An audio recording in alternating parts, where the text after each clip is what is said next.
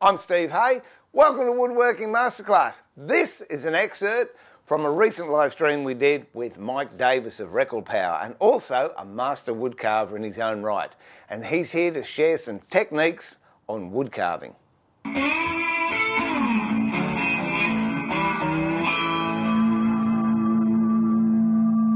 That's your beginner's little project.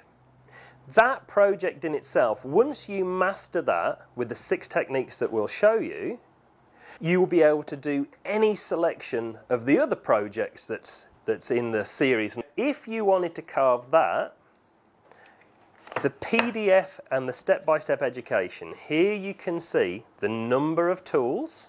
Now these profiles of tools match perfectly to the profiles of tools that's in that set. You don't necessarily have to buy these tools, it's just that these fit perfectly the education, but you could actually match your tools to the profiles on this sheet if you already have your tools.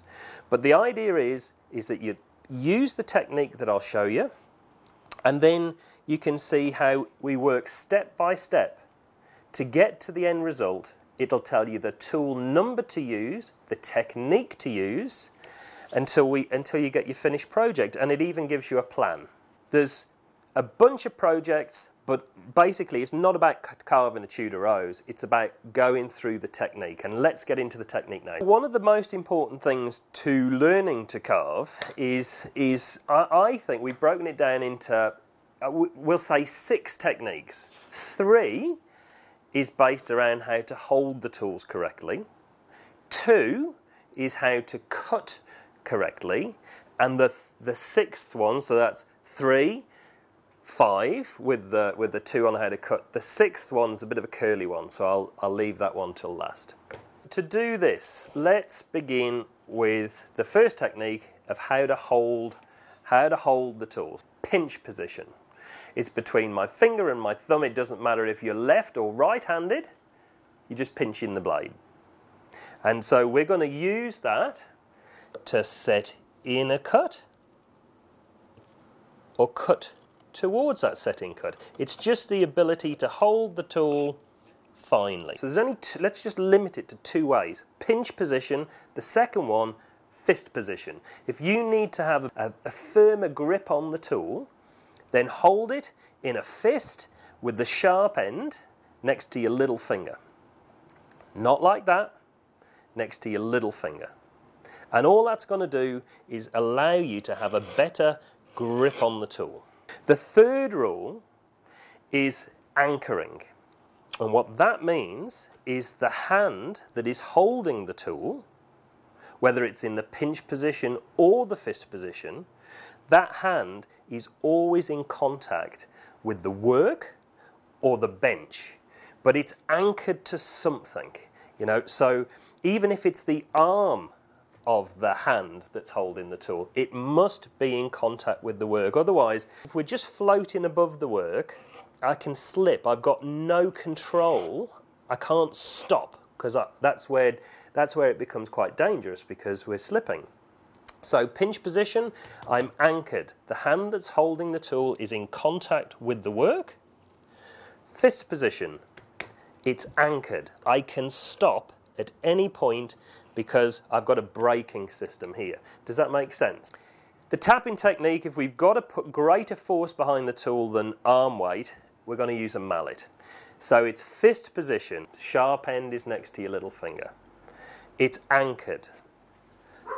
So what I'm going to do, I'm not going to cut any timber yet, I'm just going to tap it.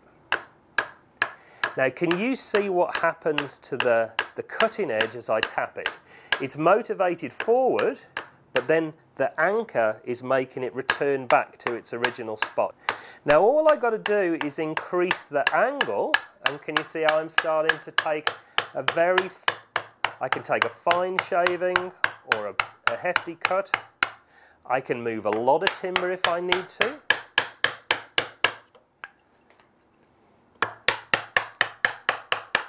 But it's very controlled. You see how I'm just tapping the tool? But the control is here, it's anchored. Okay. So that's, we might say that's for blocking out or removing a lot of timber. So that's a tapping technique.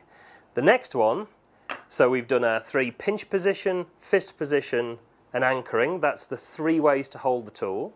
Now the cuts, we've done a tapping technique which is for large removal of timber.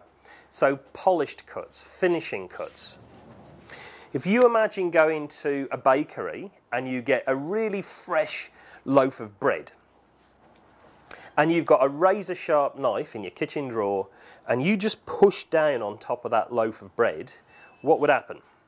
It's gonna compress. As soon as you slide the knife, then it will become much more effective. And so the same principle applies to your carving tool. So what that means is that with this length of the carving tool, see how I'm sliding the blade? Sliding the blade. And what that will do is give me a lovely polished cut. Now, have you got that there, Steve?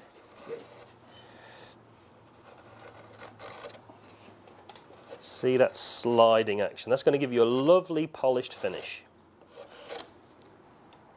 Pinch, fist position, anchored. Tapping technique, sliding. So that's 5. And the 6th one is the general rule.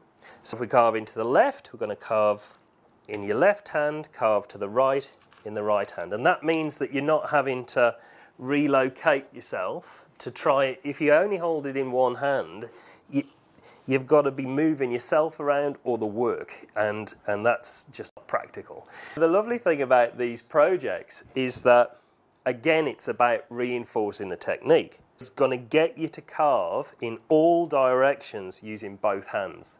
If you get that kind of concept, it's just encouraging you to really practice those techniques, and so that's what the projects are designed to do. This was a little pattern, a little design that we came up with. It only uses 2 profiles at all, but it does incorporate all of those techniques, and the great thing is you've got to work in all different directions using both hands.